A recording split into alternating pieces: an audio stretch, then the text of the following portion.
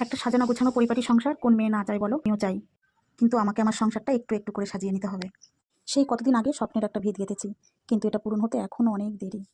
নিচের ঘর এখনো আনকমপ্লিট, তাই তো ছাদের উপরে একটা ঘর করে সবাই সেখানে আঁটিচুটি করে থাকা, আর সেই ঘরটাকে গুছিয়ে গাছিয়ে পরিপাটি করে রাখা। ঘরটাকে আরো একটু গুছিয়ে পরিপাটি করার জন্য ঘরের সব জিনিস বাইরে বের করে দিয়েছি।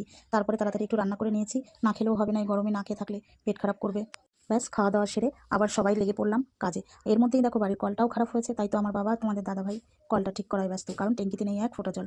এই আজকে ঘর দৌড় বিছিয়ে নিয়েছি, এর মধ্যে যদি ট্যাঙ্কিতে জল না থাকে এর থেকে কষ্টের আর কিছু হয় না। তারপরে তো এই গরম, দেখো ঘর পরিষ্কার করতে আমাকে সবাই হেল্প করছে, যদিও ওরা বেশিটুকু করছে, আমার শরীরটা একটু খারাপ, তাই তো আমি হালকা হালকা কাজগুলো করছি, আর যে বড় বড় কাজগুলো ওরাই করছে। প্রত্যেকবার ঘর ঝাড়লেই ঝাড় কাজটা ওর বাবাই করে, কিন্তু এবার ছেলে ঝাঁটা ধরেছে। ছেলে বলেছে এবার মা আমি বেশি কাজ করব। ঘরটা ঝেড়ে ধুলো সব ঝাড় দিয়ে বাইরে বের করে দেখো এবার চলছে ধোয়াধুয়ির কাজ। না ধুলে জানো তো প্রচুর ধুলো হয়, কারণ ঘরে ডেটো করা নেই। তাই তো আজকে ঘরে পাতবো কার্পেট। পুরো ঘরটা ভালো করে ধুয়ে মুছে পরিষ্কার করে আস্তে আস্তে বাইরের সব জিনিসগুলো মুছে মুছে ঝেড়ে ঝেড়ে ঘরে আনার পালা। সব জিনিসপত্রগুলো ঘরে গুছিয়ে নিয়ে এসে তারপরে যাবো দুজন বাজারে, কারণ ঘরে পাতবো বলে যে কার্পেট কিনতে হবে সেটা তো এখনো কেনাই হয়নি। সাথে যেখানটায় রান্না করি সেই জায়গাটাও একটু পরিষ্কার করে নিয়েছিলাম।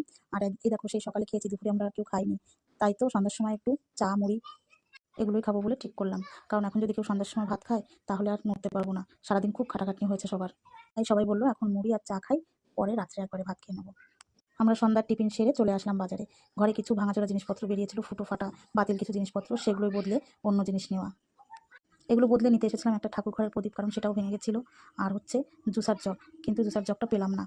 জুসার জগটা মনে হয় আমাকে অনলাইনেই অর্ডার করতে হবে। উনি আমাকে বিভিন্ন ধরনের প্রদীপ দেখাচ্ছিল, কিন্তু আমার কোনোটাই পছন্দ হচ্ছিল না। উনি যেটা খুলছে ওরকম একটা সেম আমার আগে ছিল, ওইগুলো না ভিতরে ভিতরে না নোংরা পড়ে যায়। তারপরে একটা পছন্দ করে নিয়ে নিলাম। তারপর সোজা চলে আসলাম কার্পেটের দোকানে। কার্পেটের দোকানে এসে কার্পেট পছন্দ করে তোমাদের দাদাকে বললাম তুমি মেপে চুপে কাটো, আমি একটু যাই স্টেশনে, কারণ আমার সহকর্মী ট্রেনের টাইম। ওকে ফোন করলাম, ও বললো স্টেশনে আছি। আমি স্টেশনের কোনায় ছিলাম একদম, তাই চলে আসলাম দেখা করতে। বেচারি দেখো, বললাম চল দুটো ফুচকা খাই, আমি আর খেলাম না। ওকে বললাম তাড়াতাড়ি ওকে আগে দাও, ও ট্রেন ঢুকে গেছে। ও ট্রেন ছেড়ে চলে গেল, আমি তারপরে ফুচকা খেয়েছিলাম। ফুচকা খেয়ে সোজা চলে এসেছিলাম তোমাদের দাদাভাইয়ের কাছে। আরো কিছু কেনাকাটা করা লাগতো, কিন্তু তোমাদের দাদাভাই আর দাঁড়ালো না, বলছে কার্পেট ঘাড়ে নিয়ে আমি দাঁড়াতে পারছি না, সোজা বাড়ি চলো, অন্য এক সময় নিয়ে আসবো তোমাকে। আমিও বললাম চলো, সারাদিন ওরও খুব খাটাখাটনি হয়েছে, আমি আর কোনটুকু কাজ করেছি, বেশি কষ্ট তো ওই করেছে। বললাম না আমার শরীরটা ভালো না, ওই বেশি করেছে, আমি তো শুধু দেখিয়ে দিয়েছি যে এখানে এটা রাখো ওইখানে ওইটা রাখো। তারপরে তো বাড়িতে এসে কার্পেট পাতলাম, এটাও আমি পাতিনি, আমি শুধু ওকে হেল্প করেছি, ও পেতেছে। দেখো সব জায়গায় পেতেছি, কিন্তু বাদ রয়ে গেছে খাটের নিচটা। ওটাও আবার কিছুদিন যাক, সপ্তাহখানিক পরে আবার ওটুকু নিয়ে এসে পেতে দেবো, আজকে আর পেরে দিলাম না। কারণ আমরা যা ভেবে গেছিলাম বাজারে, ভেবেছিলাম হয়তো কার্পেটের দাম কম, জানতাম না তো, তাই পয়সাই হয়নি, যার জন্য ওইটুকু নিয়েই চলে এসেছি।